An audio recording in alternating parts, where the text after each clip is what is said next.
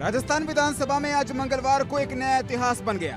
बिना प्रतिपक्ष के ही आज विधानसभा की कार्रवाई शुरू कर दी गई।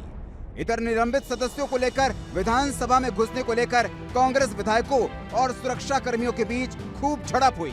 इसके बाद कांग्रेस विधायक विधानसभा आवास में ही धरने पर बैठ गए हैं। देखिए, जो सदन में गतिरोध हुआ और उसका जो समाधान स्पीकर के चैम्बर में निकला, उसमें साफ और स्पष्ट बात थी कि अविनाश गहलोत माफी मांगेंगे और वो कार्रवाई का हिस्सा नहीं रहेंगे। उनके द्वारा असंसदीय जो टिप्पणी की गई और संपूर्ण घटनाक्रम के ऊपर नेता प्रतिपक्ष, संसदीय कार्य मंत्री और अगर मुझे मौका दिया तो मैं स्वयं उसके लिए खेद प्रकट करूंगा। हमने सबने अपना खेद प्रकट कर दिया और जिस बात से गतिरोध हुआ था वो मंत्री की टिप्पणी आज भी कार्यवाही में मौजूद है। वो एक शब्द नहीं बोल रहा है। बाहर उनके नेता ये कह रहे हैं कि हम सदन में माफी मांग लेंगे, एक्सपंज कर देंगे।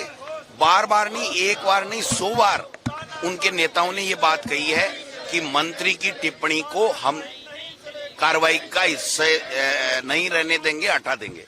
आज तक न तो कार्रवाई का इस में से हटाया गया, न उस मंत्री ने माफी मांगी।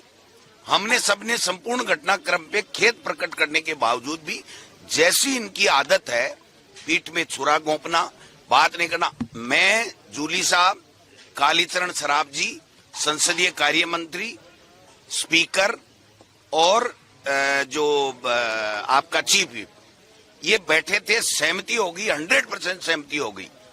उसके बीच में जब ये कहा गया कि खेद प्रकट करेंगे तो स्पीकर उठ करके भगे और जाकर के सदन चलाने लग गए। हमने संसदीय कार्य मंत्री को कहा कि ये क्या है, जब आपका प्रस्ताव है उसको हमने सबने मान लिया तो उसके बाद में ये बात क्यों बढ़ रही है। तो उन्होंने कहा मैं 1 मिनट जाता हूं और संसद की कार्यवाही को सदन की कार्यवाही को स्थगित करवाता हूं। वो 5 मिनट बाद में नहीं आए तो हमने उनके मुख्य सचेतक को कहा कि ये क्या हो रहा है।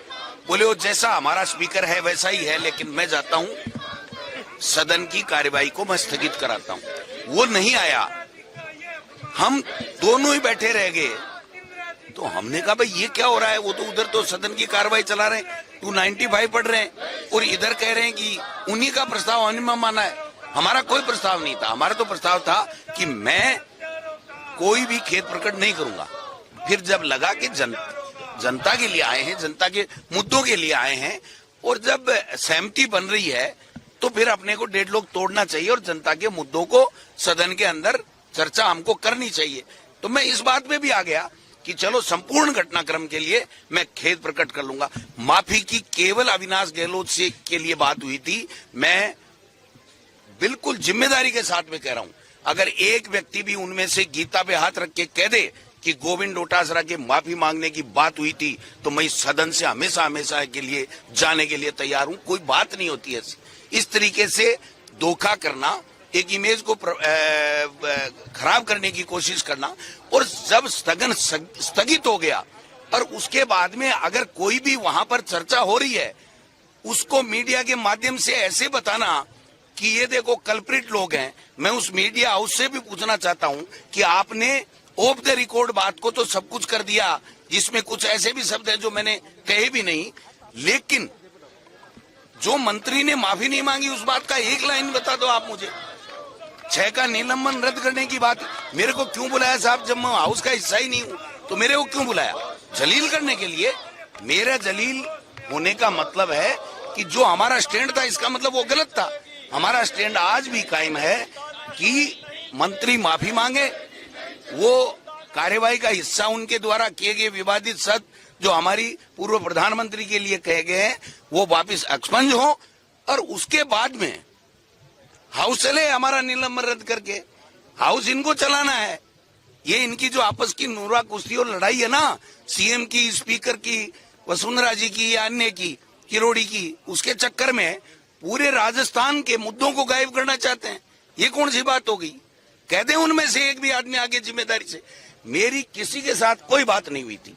मैं आप क्लियर कर रहा हूं, एक मिनट क्लियर कर रहा हूं मैं।